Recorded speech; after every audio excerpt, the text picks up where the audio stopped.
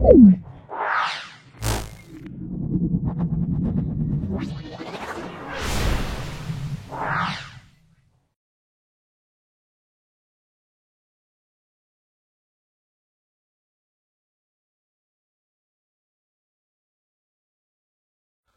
এসো আজকে set number 31, page number 825।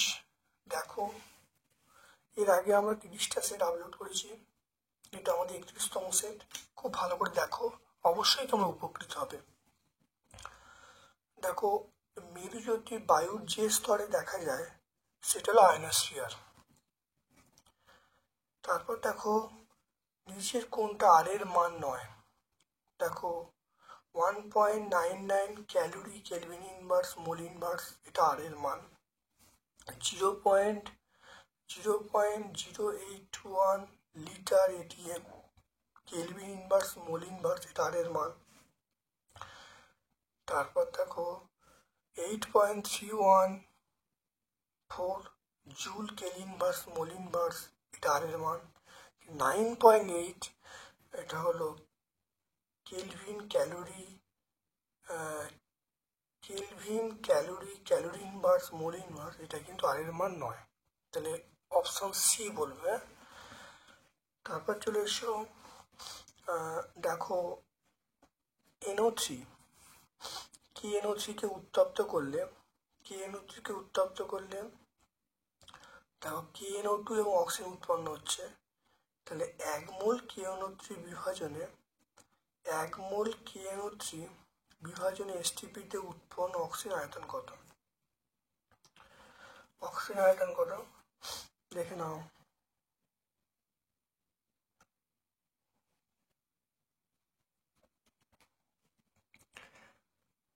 দেখে নাও। তাহলে 1 মোল, এখানে 2 মোল আছে, 2 মোলের জন্য অক্সিজেন আয়তন কত? 22.4 লিটার। 1 মোলের জন্য 2তে ভাগ হয়ে যাবে 1.3। দেখে নাও 1.3। KNO3 2 KNO3 যদি একে উত্তপ্ত করি, এটা উত্তপ্ত, এটা এ নয়, এটা উত্তপ্ত করা হচ্ছে। 2 KNO2 প্লাস অক্সিজেন, তো এটা আমরা কত বলবো? এটা 2 মোল বলবো, এটা 1 মোল বলবো। 1 মোল মানে 22.4 লিটার। তাহলে 2 মোল KNO3 থেকে O2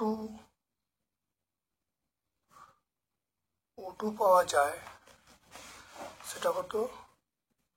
22.4 লিটার। এবারে 1 মোল KNO3 থেকে O2 পাওয়া যায়, তাহলে 22.4/2, তাহলে 11.2 লিটার। তাহলে আমরা কত বলবো? 11.2 লিটার বলবো। তাহলে অ্যান্সার হবে 11.2। দেখে নাও। তাহলে দেখো, 2 মোল KNO3 তে O2 পাওয়া যায় 22.4 লিটার, একে কত? তাহলে 22.4/2 মানে 11.2 লিটার।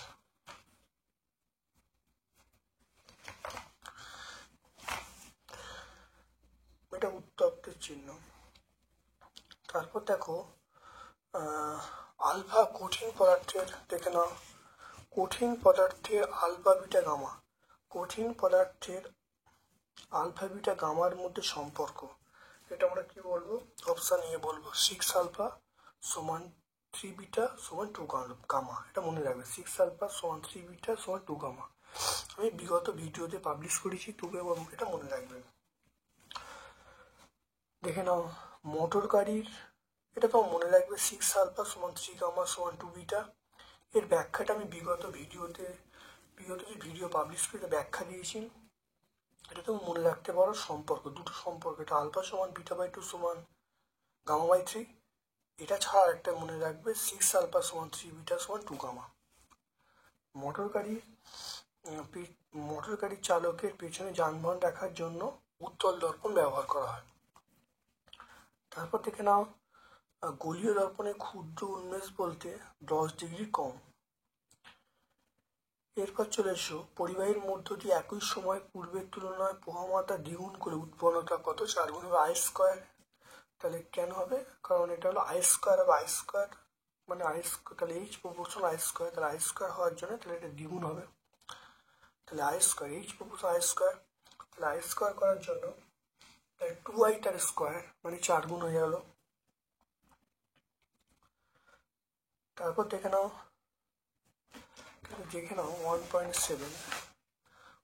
1.7টা দেখে নাও।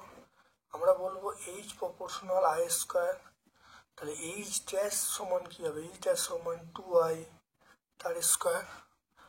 তাহলে এবার যদি আমি এইচ ড্যাশ বাই এইচ করি, এইচ ড্যাশ বাই এইচ এটা করলে কত হবে? এটা করলে দেখো এটা উপরে বসে যাচ্ছে, তাহলে 4i square by i square, 4i square by i square, এটা আই স্কোয়ার কেটে গেল। তাহলে এইচ ড্যাশের মানটা পেয়ে গেলাম 4h, এইচ ড্যাশের মান পেয়ে গেলাম 4h। তাহলে কত গুণ হলো? দেখো 4 গুণ হলো, দেখতে পাচ্ছ 4 গুণ হলো। তাহলে উৎপন্নতা কত হবে? উৎপন্নতা আমরা পেয়ে গেলাম 4 গুণ হবে, দেখে নাও। তারপর দেখে নাও 1.8, দেখে নাও 220 ভোল্ট 60 ওয়াট বাতির রোধ, 220 ভোল্ট 60 ওয়াট বাতির রোধ, দেখে নাও 1.8 আমরা পেয়ে যাব রোধ, রোধ আর সমান আমরা বলবো ভি স্কোয়ার বাই পি। তাহলে ভি মানে 240 তার স্কোয়ার বাই পি, পি মানে আমরা বলবো 60। তাহলে 240 ইন্টু 240 বাই 60, কাটাকাটি করো,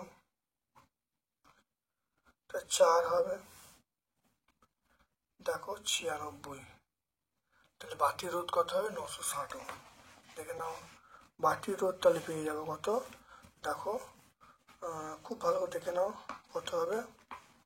বাতির রোধ আমরা পেয়ে যাবো 960 ওহম। তারপর দেখো 1.9, তাহলে দেখে নাও 1.9, নিচের কোন রশ্মির কণা ধর্ম থাকে না? কণা ধর্ম থাকে না, অবশ্যই গামা রশ্মির কোনো কণা ধর্ম থাকে না, এটা মনে রাখবে, গামা রশ্মির কণা ধর্ম থাকে না। তারপর দেখে নাও 1.10, নিচের অণুগুলির মধ্যে কোনটা ত্রিবন্ধন দেখা যায়? নাইট্রোজেনের ত্রিবন্ধন দেখা যায়, নাইট্রোজেন। তারপর দেখে নাও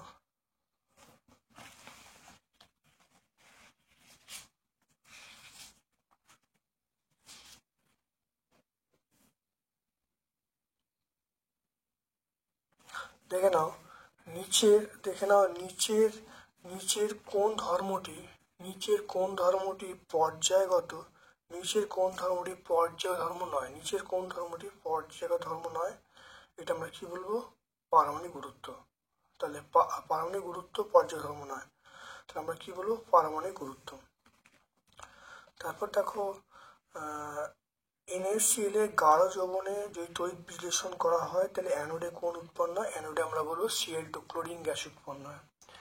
তারপর দেখো পাইরোসালফিউরিক অ্যাসিড, পাইরোসালফিউরিক অ্যাসিড সংকেত হলো, পাইরোসালফিউরিক অ্যাসিড এর সংকেত হলো আমরা কি বলবো? আমরা অপশন সি বলবো, H2H2O7, আমরা অপশন সি বলবো H2H2O7। খাদ্যবস্তু প্যাকিং কয়েল, খাদ্যবস্তু প্যাকিং এর কাজে ব্যবহার করে আমরা কি বলবো? অ্যালুমিনিয়াম। প্যাকিং এর কাজে আমরা যেটা ব্যবহার করি সেটার নাম হলো অ্যালুমিনিয়াম।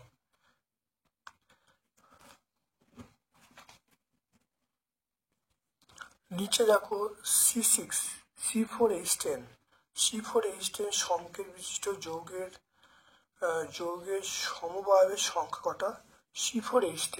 C4H10 এটা আমরা দুটো বলবো, মনে রাখবে দুটো। C4H10 এর সমবায় আমরা বলবো, C4H10 এর সমবায় আমরা বলবো দুটো বলবো।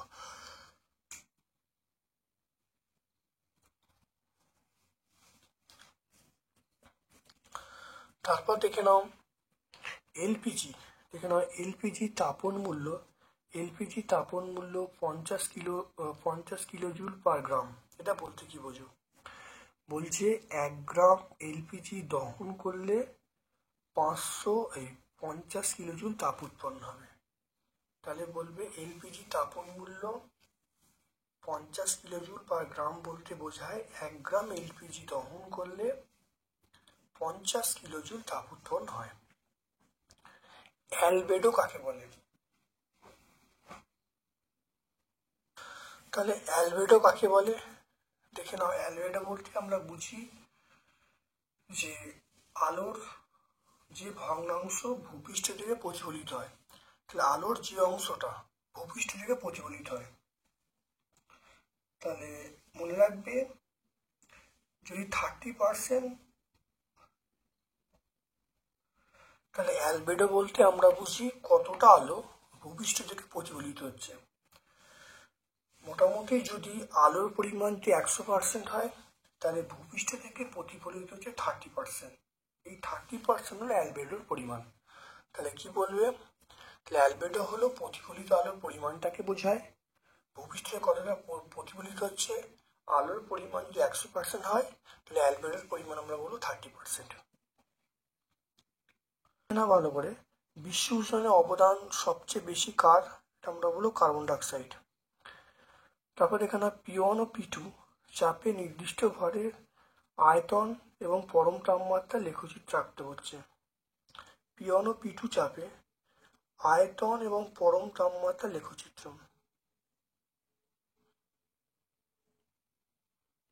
দেখে নাও, আয়তন এবং পরম তাপমাত্রা লেখচিত্র।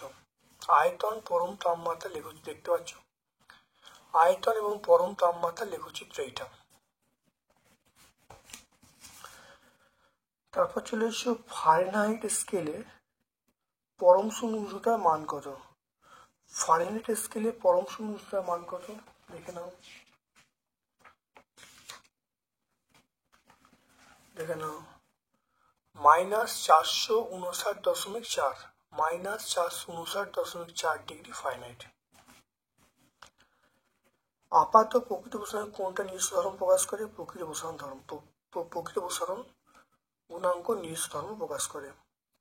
4 ডিগ্রি সেন্টিগ্রেড তাপমাত্রা জলের ব্যতিক্রান্ত প্রসারণ দেখা যায়। 4 ডিগ্রি সেন্টিগ্রেড তাপমাত্রার ওপরে জলে ব্যতিক্রান্ত ধর্ম দেখা যায়, এটা নিচে হবে, তাহলে এটা মিথ্যা হবে, মিথ্যা। দূরবীক্ষণ যন্ত্রে কোন দর্পণকে প্রতিফলক হিসাবে ব্যবহার করা হয়? এটা বাইনোকুলারে আমরা যেটা ব্যবহার করি সেটা আমরা অবতল দর্পণ, খুব অল্প আমরা অবতল দর্পণ ব্যবহার করি। বাইনোকুলারে আমরা অবতল দর্পণ ব্যবহার করি প্রতিফলক হিসাবে। দীর্ঘদৃষ্টির জন্য আমরা ব্যবহার করি উত্তল লেন্স। তারপরে 18 ডিগ্রি সেন্টিগ্রেড তাপমাত্রায় তামার রোধাঙ্ক এত ওহম সেমি বলতে কি বোঝায়? 2.8। তাহলে বলছি 18 ডিগ্রি সেন্টিগ্রেড তাপমাত্রায় তামার শিউর যে রোধাঙ্ক 1.78 × 10⁻⁻6 ওহম সেমি বলতে, তাহলে দেখে নাও 18 সেন্টিগ্রেড তাপমাত্রায় তামার রোধাঙ্ক 1.78 × 10⁻6 ওহম সেমি বলতে বোঝায় 1 সেমি দীর্ঘ 1 সেমি স্কোয়ার প্রস্থচ্ছেদ বিশিষ্ট কোন তামার ঘনকের, তাহলে আমরা বলবো যে 18 সেন্টিগ্রেড তাপমাত্রায় কোন তামার ঘনকের যার বাহুর দৈর্ঘ্য 1 সেমি, তার বিপরীত প্রান্তের মধ্যে রোধ হলো 1.78 × 10⁻6 ওহম। তাহলে 1 সেন্টিমিটার বাহু বিশিষ্ট, তাহলে 18 ডিগ্রি সেন্টিগ্রেড তাপমাত্রায় 18 ডিগ্রি সেন্টিগ্রেড তাপমাত্রায় কোনো তামার ঘনকের যার বাহুর দৈর্ঘ্য 1 সেন্টিমিটার, বিপরীত প্রান্তের রোধ হলো 1.78 × 10⁻6 ওহম। তারপর দেখো একটি অহমীয় পরিবাহীর নাম। একটি অহমীয় পরিবাহীর নাম আমরা কি বলবো? ডায়োড বলবো, মানে সিলিকন। অহমীয় পরিবাহীর মধ্যে আমরা সিলিকন বলবো, জার্মেনিয়াম বলবো, সিলিকন বলবো, জার্মেনিয়াম বলবো, বা কেউ ডায়োড বলে সেটাও কিন্তু হবে। তাহলে পরিবাহী বলেছি, তাহলে আমরা সিলিকন জার্মেনিয়াম প্রথম বলবো। তারপর দেখো তেজস্ক্রিয়তা, মৌলের তেজস্ক্রিয়তা হওয়ার কারণ কি?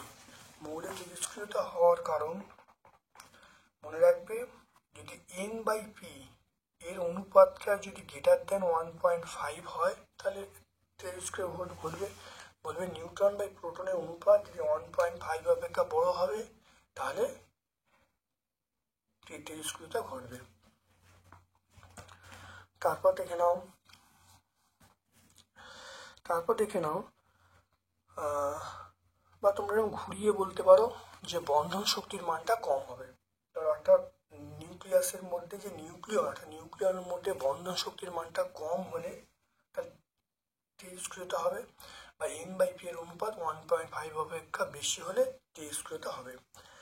কোনো টেলিস্কোপ মৌল থেকে একটা আলফা কণা দুটি বিটা কণা সৃষ্টি হলো, নতুন মৌলের সঙ্গে পুরাতন মৌলের কি সম্পর্ক দেখে নাও। অথবা প্রশ্ন দেখে নাও, একটা মৌল এক্স আছে যার দেখো ভর সংখ্যা এ, প্রোটন সংখ্যা জেড। এবার দেখে নাও একটা আলফা কণা বেরোলো, একটা আলফা কণা নতুন মৌল কি হলো, নতুন মৌল হলো ভর সংখ্যা 4 কমলো, প্রোটন সংখ্যা 2 কমলো। এবার দুটো বিটা কণা বেরোচ্ছে, দুটো বিটা কণা বেরোলে কি হবে, ভর সংখ্যা কোনো চেঞ্জ হবে না, প্রোটন সংখ্যা 2 বাড়বে। তাহলে এখানে নতুন মৌল তৈরি হলো, সেটা y সমান a-4।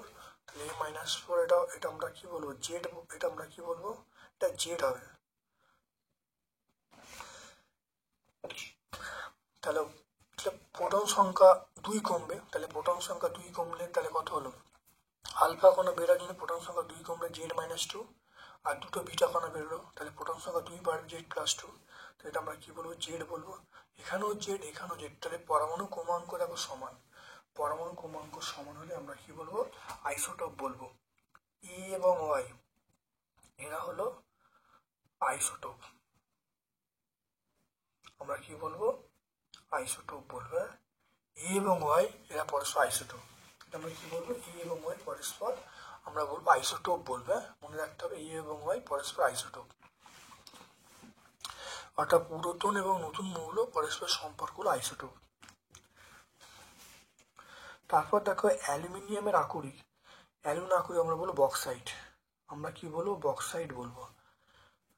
হাইড্রোজেন সালফাইড আমরা বলবো এটা হলো বিজারক পদার্থ, হাইড্রোজেন সালফাইড বিজারক পদার্থ। তারপর দেখো নিষ্ক্রিয় তড়িৎদ্বার আমরা বলবো প্ল্যাটিনাম, আর তেজস্ক্রিয় মৌল আমরা বলবো রেডন বলবো, ঠিক আছে ভালো করে। তারপর দেখো পর্যায় সারণীর কোন পর্যায়ে কঠিন তরল গ্যাস দেখা যায়, কোন শ্রেণীতে, এটা আমরা বলবো 17 নম্বর শ্রেণী। 17 নম্বর শ্রেণী 17। অতিরিক্ত অ্যামোনিয়ার সঙ্গে ক্লোরিনের বিক্রিয়া কি উৎপন্ন হবে, অ্যামোনিয়ার সঙ্গে ক্লোরিনের বিক্রিয়া কি উৎপন্ন হবে,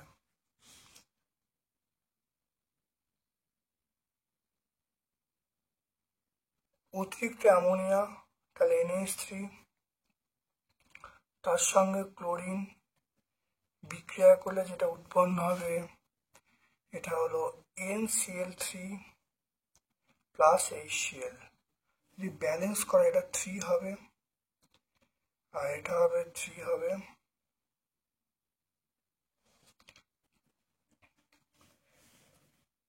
এটার নাম হলো নাইট্রোজেন ট্রাইক্লোরাইড। নাইট্রোজেন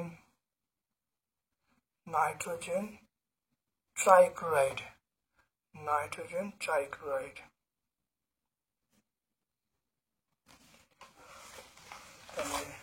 এটার নাম হলো NH3 plus 3Cl2 NCl3 plus 3HCl, এটার নাম হলো নাইট্রোজেন ট্রাইক্লোরাইড।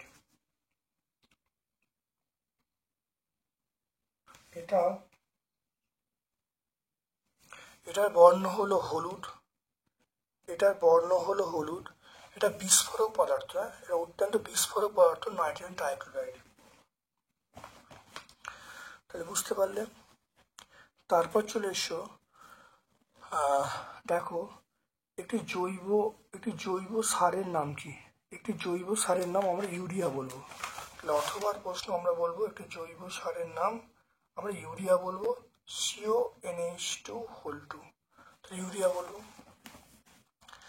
কপার তড়িৎদ্বারে কপার সার জলীয় দ্রবণে দেখে নাও, কপার তড়িৎদ্বারে কপার সার জলীয় দ্রবণে তড়িৎ চালনা করলে অ্যানোড ও ক্যাথোডের, অ্যানোড না ক্যাথোড কোথায় বিজারণ ঘটে? কপার তড়িৎদ্বারের সাহায্যে কপার সার জলীয় দ্রবণে তড়িৎ চালনা করলে অ্যানোড না ক্যাথোড কোথায়? কপার। তাহলে অ্যানোড দেখে নাও, ইলেকট্রন ত্যাগ করছে, ইলেকট্রন ত্যাগ করলে তাহলে অ্যানোডে জারণ, ইলেকট্রন ত্যাগ করলে জারণ, ইলেকট্রন ত্যাগ করলো তাহলে অ্যানোডে কি বিক্রিয়া ঘটবে? অ্যানোডে জারণ বলবে।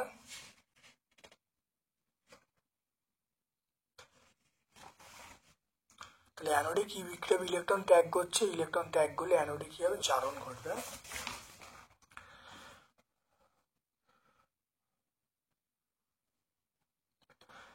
তারপর দেখো জলীয় দ্রবণে, জলীয় দ্রবণে H+ আয়ন, এটা হলো ক্যাটায়ন বলবে, আয়নের কি রূপ? এটা ক্যাটায়ন বলবো, এটা আমরা ক্যাটায়ন বলবো। থার্মিন মিক্সচার, দেখে নাও থার্মিন মিক্সচার কি?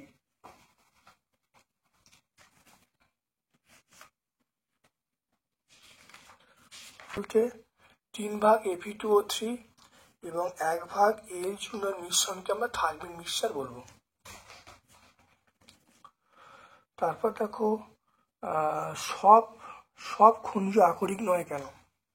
খনিজ আকরিক নয় কেন? এখানে দেখো পরিষ্কার পেয়ে যাবে, দেখে নাও সব খনিজ আকরিক নয় কেন। দেখো সব খনিজ আকরিক নয় কেন, 131 পেজ তোমরা পেয়ে যাবে, পেজ নাম্বার 131-এ তোমরা পেয়ে যাবে। অ্যাসিটোনে উপস্থিত কার্যকরী মূলকের নাম। অ্যাসিটোনে উপস্থিত কার্যকরী মূলক দেখে নাও।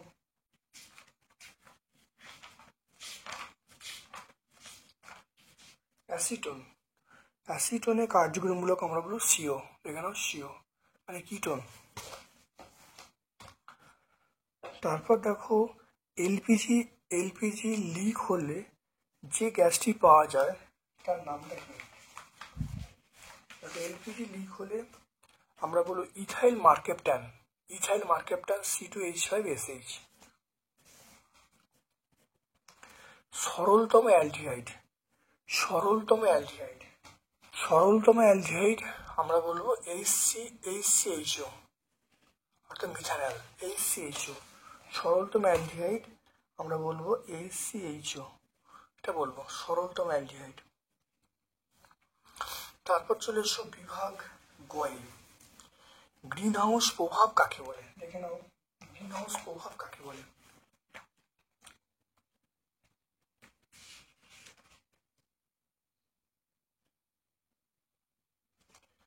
দেখে নাও গ্রিন হাউস প্রভাব অর্থাৎ যে প্রাকৃতিক প্রক্রিয়ার সাহায্যে ভূপৃষ্ঠে অন্তর্গত উপস্থিত CO2, CH4, N2O, জলীয় বাষ্প প্রভৃতি গ্যাসের দ্বারা ভূপৃষ্ঠে বিকিরিত অপেক্ষিত বেশি তরঙ্গের অবলিত রশ্মি কিছু অংশ শোষণ করে বাকি অংশ প্রতিফলিত করে দেয় এবং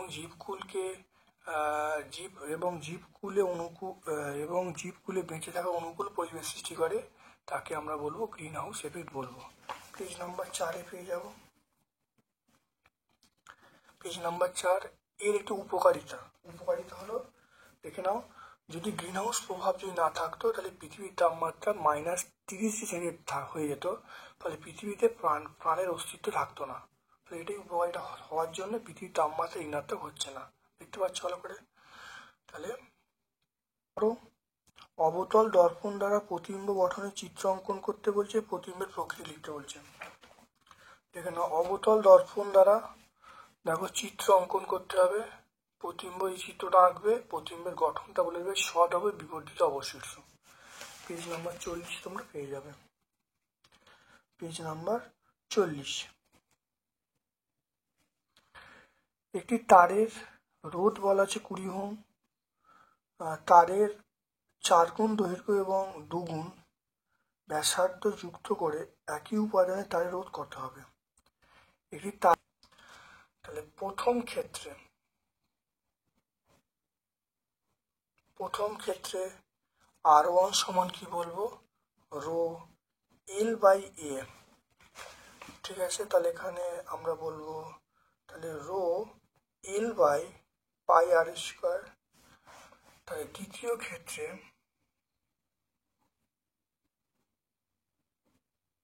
ক্ষেত্রে R2 সমান রো এল বাই, এবারে আমাকে বলেছে দেখো দৈর্ঘ্য কত বলেছে, দেখো দৈর্ঘ্য বলা আছে 4 গুণ আর ব্যাসার্ধ 2 গুণ। তাহলে দৈর্ঘ্য 4 গুণ 2 গুণ করা হলো ব্যাসার্ধ 4 গুণ, তাহলে পাই হলো 4 গুণ মানে ব্যাসার্ধ 4r করা হলো 4r স্কোয়ার। তাহলে দৈর্ঘ্য 2 গুণ করা হয়েছে, ব্যাসার্ধ কত, ব্যাসার্ধ হলো পাই আর স্কোয়ার ছিল ক্ষেত্রফল, তাহলে 4 গুণ মানে 4r তার স্কোয়ার। তাহলে R2 এর মান আমরা পেয়ে গেলাম রো, এটা 2l বাই, এটা আমরা বলবো পাই আর স্কোয়ার ইন্টু, এটা 4 4 16, দেখে নাও 4 4 16 হবে। এবার দেখে নাও R2 সমান তাহলে কত হবে, R2 সমান এটা কাটাকুটি 1/16, দেখে নাও 1 বাই, এটা 2/16, ভালো করে দেখে নাও 2/16 হবে, 2/16 ইন্টু দেখো rho L by pi r square, এটা কাটাকুটি করলে 8 বলবো। তাহলে R2 সমান আমরা বলবো 1/8 rho L by pi r square. এইটা মানে কত, দেখো এটা মানে R1, দেখো এটা মানে কত R1 বলা আছে, তাহলে আমরা বলবো R2 সমান 1/8 ইন্টু R1, এটা মানে R1। এবার দেখো R1 এর মান দেখো বলা আছে, R1 এর মান দেখো 20 ওহম বলা আছে, তাহলে 20 বসে দাও। তাহলে 8 মানে 1/8 ইন্টু 20 বসালে কত হবে, 4 দিয়ে কাটলে 4 5, এটা 2, তাহলে কত হবে আমরা বলবো 2.5 ওহম। তা রোধ কত হবে 2.5 ওহম। খুব ভালো করে দেখে নাও। তাহলে R1 সমান আমরা পেয়ে গেলাম রো এল বাই এ, এর জায়গায় এ মানে ক্ষেত্রফল, এর জায়গায় পাই আর স্কোয়ার বসিয়েছি। এবার R2 সমান রো, দৈর্ঘ্য দ্বিগুণ করা হয়েছে, রোধটা আবার 4 গুণ করা হয়েছে, তাহলে 16 পাই আর স্কোয়ার হবে। এবার দেখে নাও এটা 2/16 করা হয়েছে into rho L by pi r square, এটা 1/8 হবে, 1/8 R1 এর মান 20, মানটা বসিয়ে 1/8 ইন্টু 20, তাহলে 5/2, 5/2 মানে 2.5 ওহম। তাহলে নতুন তারের রোধ কত হবে 2.5 ওহম। নাইট্রোজেন অণুর লুইস ডট আঁকতে বলছি।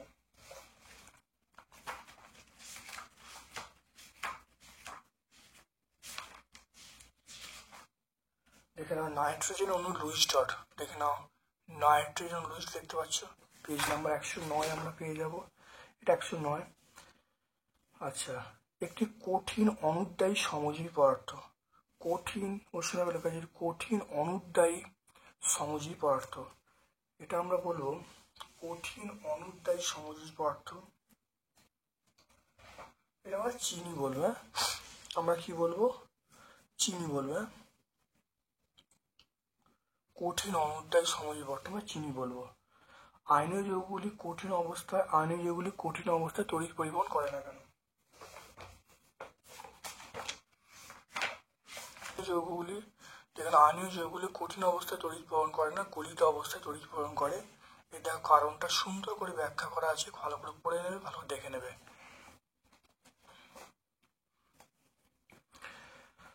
তারপর দেখে নাও একটি উদাহরণ দাও যেখানে আয়নীয় যৌগের আয়নগুলি অষ্টক পূর্তি ছাড়াই আয়নীয় যৌগ গঠন করে।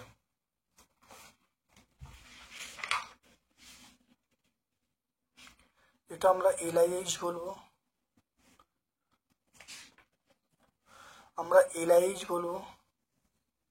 দেখে নাও LiH বলবো, এটা বললেও হবে অষ্টক পূর্তি হয়নি, এখানে হয়। আর তারপরে আমরা অক্সিজেনটা বলবো, দেখে নাও অক্সিজেন যে কোনো একটা আমরা বলে দেবো, অক্সিজেন LiH যে কোনো একটা বলে দেবো, অষ্টক পূর্তি হয়নি, আমরা কি বলবো LiHটা বলবো, LiH। তারপর দেখো নাইট্রোলিম কি, এটা নাইট্রোলিম কি এর ব্যবহার লিখতে বলেছি, খুব পরিচিত প্রশ্ন, বহুবার পরীক্ষায় মানে অনেকবার হয়েছে। দেখে নাও নাইট্রোলিম কাকে বলে, নাইট্রোলিম দেখে নাও ক্যালসিয়াম সাইনামাইড এবং কার্বনের দূষণ মিশ্রণকে নাইট্রোলিম বলবো, এটা জমিতে সার হিসেবে আমরা ব্যবহার করব। পেজ নাম্বার 125 আমরা পাবো। তারপর দেখো বিশুদ্ধ ধাতু অপেক্ষা সংকর ধাতু ব্যবহারের সুবিধাগুলো কি কি দেখে নাও। সংকর ধাতু ব্যবহারের সুবিধাগুলো কি কি?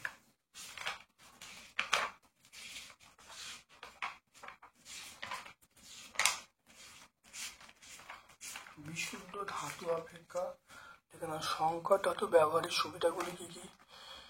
এখানে এক হলো ধাতুর কাঠিন্য বেশি, মানে সংকর ধাতুর, তাহলে সংকর ধাতুর কাঠিন্য বেশি, নমনীয়তা বেশি, সম্প্রসারশীলতা বেশি, এগুলো হওয়ার এবং জলবায়ুর হাত থেকে রক্ষা করার ক্ষমতা বেশি, জারণ ক্রিয়া হ্রাস করে। এই জন্য আমরা কিন্তু সংকর ধাতু মানে বেশি সক্রিয় ধাতুর থেকে। তাহলে এই পয়েন্টগুলো আমরা বলে দেবো, এই পয়েন্টগুলো বলে দিলেই হয়ে যাবে। এই জন্য আমরা সংকর ধাতু ব্যবহার করি। পেজ নাম্বার 130 আমরা পাবো, পেজ নাম্বার 130, এটা 130, পেজ নাম্বার আমরা কথা বলবো, পেজ নাম্বার 130 পাবো। তারপর দেখো খনিজ আকরিকের পার্থক্য দেখে নাও, খনিজ আকরিকের দেখো পার্থক্য দেখে নাও, পেয়ে যাবে ওই 130 পেজই পাবে, 131 পেজে পাবে খনিজ আকরিকের পার্থক্য, পেজ নাম্বার 131। পিভিসি ও টেফলনের মনোমারের নাম কি? পিভিসি দেখো, পিভিসি এর মনোমারের নাম ভিনাইল ক্লোরাইড, টেফলনের মনোমারের নাম দেখো টেট্রাফ্লুওরিথিলিন, এর ব্যবহার পেয়ে যাবে 146 পেজ। মেথিলেট স্পিরিট কি, এর একটি ব্যবহার লিখতে বলছে।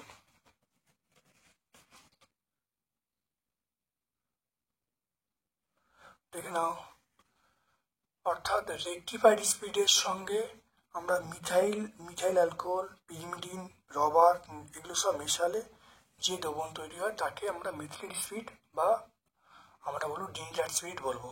এটা বার্নিশ শিল্পে আমরা ব্যবহার করি। পেজ নাম্বার 147 বলবো, পেজ নাম্বার কত? 147। তারপর দেখো আদর্শ, দেখে নাও আদর্শ গ্যাস থেকে, দেখে নাও আদর্শ গ্যাস থেকে বাস্তব গ্যাসের বিচ্যুতিগুলির কারণগুলো কি কি?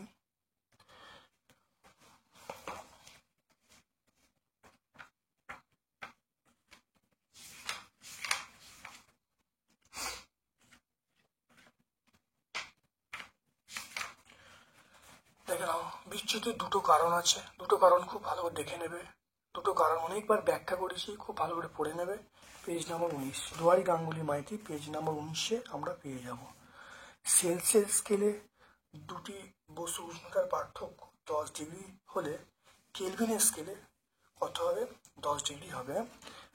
তাহলে মনে রাখবে এটা কত হবে? 10 ডিগ্রি হবে। তাহলে কত হবে? কেলভিন স্কেলে উষ্ণতার পার্থক্য কত হবে? আমরা বলবো 10 হবে। তারপর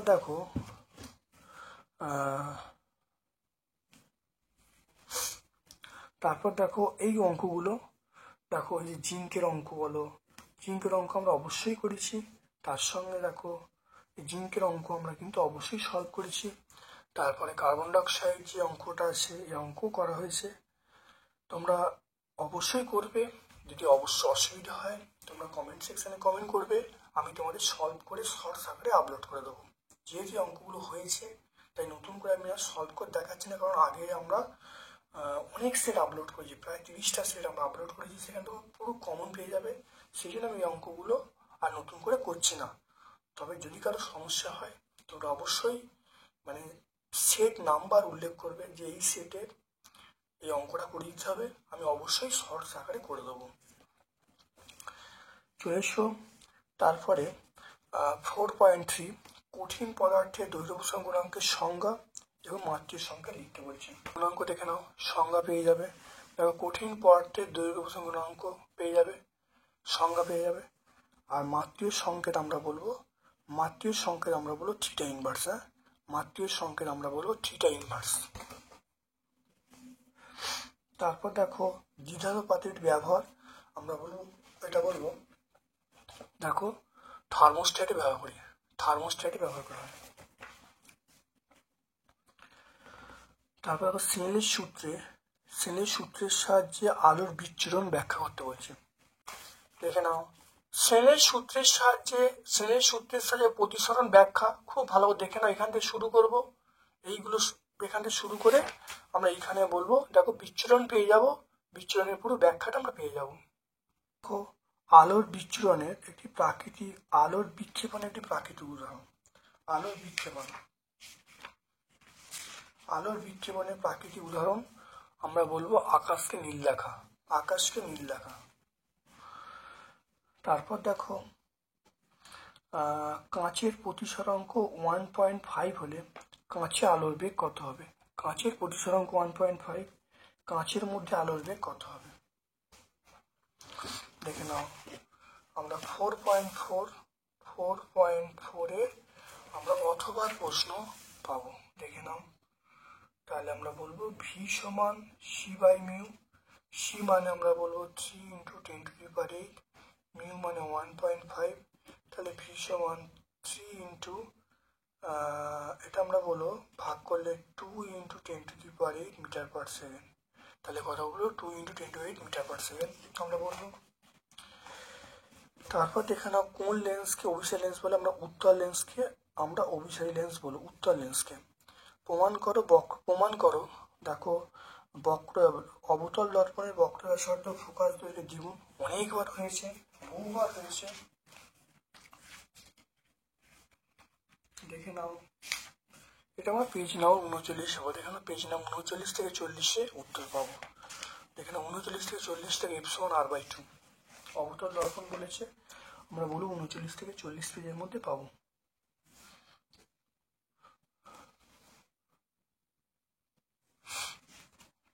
তারপর দেখো তড়িৎ প্রবাহে তাপীয় ফল সংক্রান্ত জুলের সূত্র। এটা হলো 3টে সূত্র আছে, 71 পেজে তোমরা পেয়ে যাবে, দুয়ারি গাঙ্গুলি মাঝে 71 পেজে।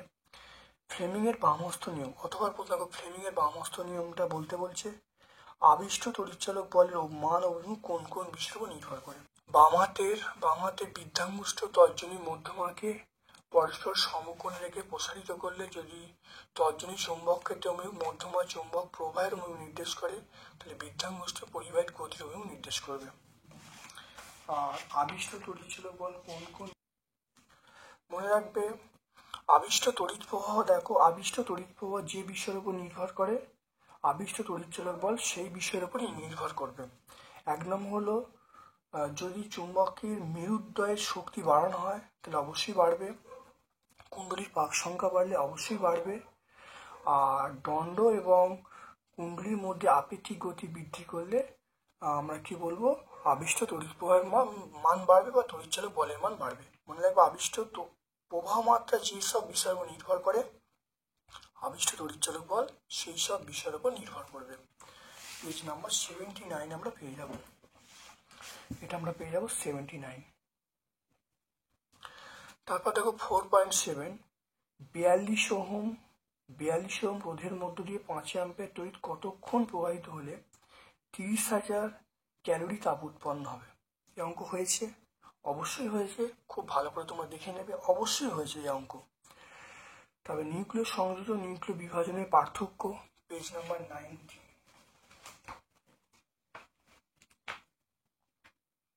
এখানে নিউক্লিয় সংযোজন নিউক্লিয় বিভাজনের পার্থক্য দেখতে পাচ্ছ, ভালো করে দেখে নাও, পেজ নাম্বার 90 পেয়ে যাবে। আধানবিহীন তেজস্ক্রিয় রশ্মির নাম আমরা বলবো গামা রশ্মি, এটা গামা রশ্মি।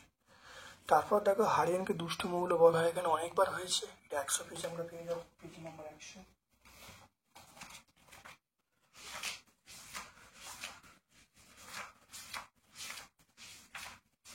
পেজ নাম্বার 100 দেখো হারিয়ানকে এখানে দুষ্ট মৌল বলা হয়।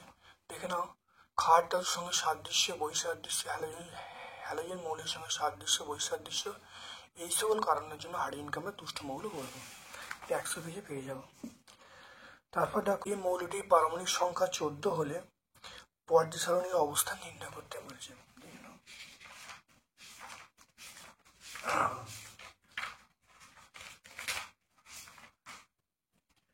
এখানে এই মৌলটা 14, তাহলে পর্যায় সারণীর অবস্থান কোথায়?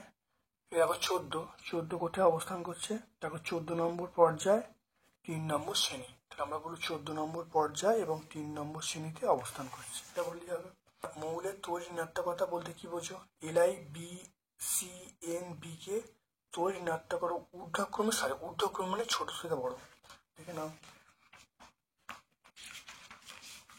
তড়িৎ ঋণাত্মকতা অন্য কোনো মৌলের পরমাণুর সঙ্গে সমযোজী বন্ধনে আবদ্ধ থাকা অবস্থায় বন্ধন সৃষ্টির ইলেকট্রন জোড়কে অন্য কোনো মৌলের নিজের দিকে আকর্ষণ করার ক্ষমতাকে আমরা বলবো তড়িৎ ঋণাত্মকতা। দেখো LiBCNOF ছোট থেকে বড় বা ঊর্ধ্বক্রম পেয়ে যাবে এটা।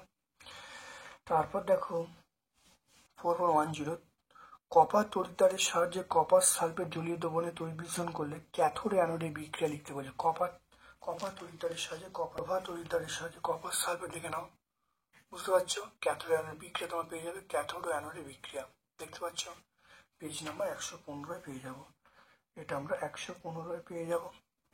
তারপর দেখো স্পর্শ পদ্ধতির ধাপগুলো খুব ভালো দেখে নাও।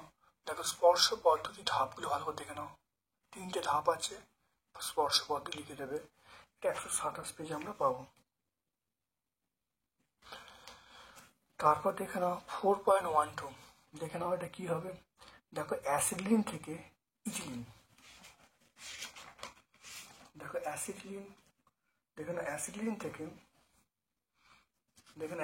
থেকে ইথিলিন প্রথম আমরা কি বলবো, 200 ডিগ্রি সেন্টিগ্রেড তাপমাত্রায় পিটি অনুঘটক উপস্থিতিতে হাইড্রোজেন বিক্রিয়া করলে ইথিলিন উৎপন্ন হবে।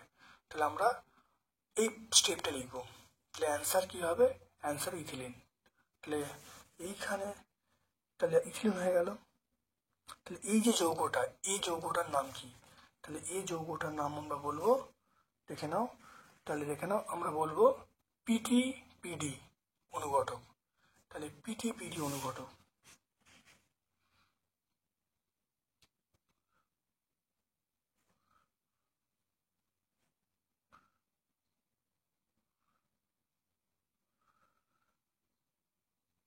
তাহলে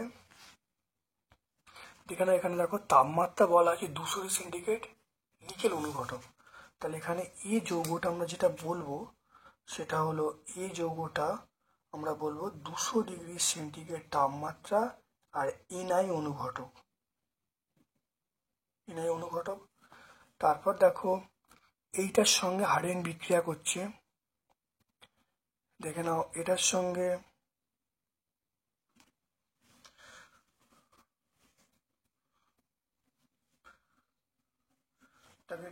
হাইড্রোজেন বিক্রিয়া করছে,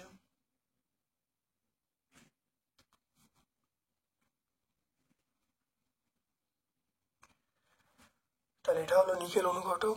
এবার দেখো এখানে কি বলা আছে, দুটো অথবার প্রশ্ন আছে, বা পিটি অনুঘটক। দেখো পিটি অনুঘটক, দেখে নাও কি অনুঘটক, পিটি অনুঘটক। তাহলে পিটি, এইটা আমি বি অনুঘটক কি বলবো, পিটি অনুঘটক আমরা বলবো, বিটা হলো পিটি অনুঘটক। তারপর দেখো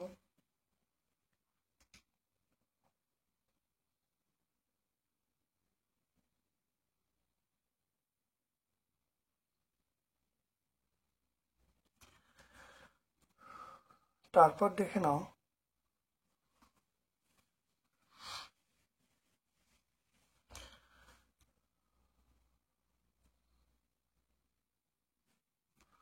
তাহলে এখানে দেখো এ বি এবং এটাও বি বলেছে, এ বি কে শনাক্ত করতে বলছে।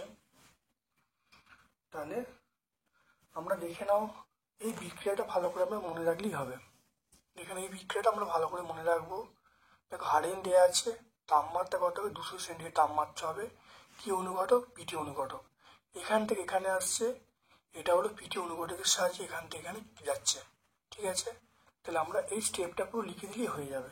তাহলে এ এবং বি, এটা আমরা কি বলবো, 200 ডিগ্রি সেন্টিগ্রেড তাপমাত্রা প্ল্যাটিনাম মানে অনুঘটক বলবো, আর এখানে বিটা আমরা বলবো প্ল্যাটিনাম যে বিটা আমরা বলবো প্ল্যাটিনাম।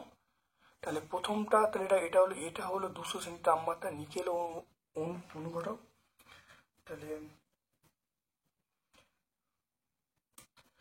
তাহলে 200, দেখো এখানে এ ও বি একই হবে, মনে রাখবে এ ও বি একই হবে।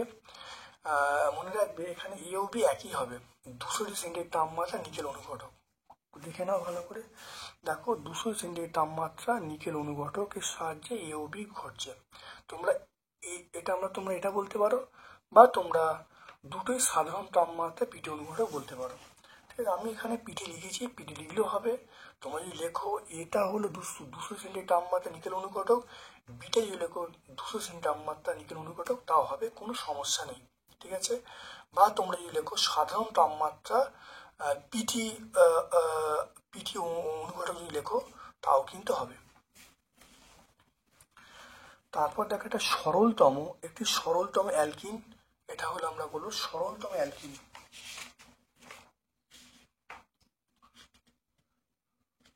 সরলতম অ্যালকিন আমরা বলবো সরলতম অ্যালকিন, দেখে নাও ইথিন বলবো। সরলতম অ্যালকিন ইথিন বলবো, CH2 double bond CH2 ethene বলবো। তারপর চলে এসো এস্টারিফিকেশন বিক্রিয়া। দেখে নাও এস্টারিফিকেশন বিক্রিয়া, এটা আমরা পেয়ে যাবো, দেখে নাও ভালো করে। এস্টারিফিকেশন বিক্রিয়া ভালো দেখে নাও, এটা হলো এস্টারিফিকেশন বিক্রিয়া। সিএনজির পুরো অর্থ কি? সিএনজির পুরো অর্থ দেখে নাও। সিএনজি মানে দেখো কম্প্রেসড ন্যাচারাল গ্যাস। তাহলে আজকে আমরা 31তম সেটটা সম্পূর্ণ তুলে ধরলাম। ভিডিওটা কেমন লাগলো কমেন্ট সেকশনে কমেন্ট করবে। যদি কারোর প্রশ্ন থাকে অবশ্যই এই ভিডিও উল্লেখ করে তোমরা প্রশ্ন করবে, অর্থাৎ এই ভিডিওতে তোমরা প্রশ্ন করবে, আমি কিন্তু শর্টস আকারে তোমাদের উত্তর দেবো। আমার পক্ষ থেকে সকলকে ধন্যবাদ এবং শুভকামনা জানাচ্ছি।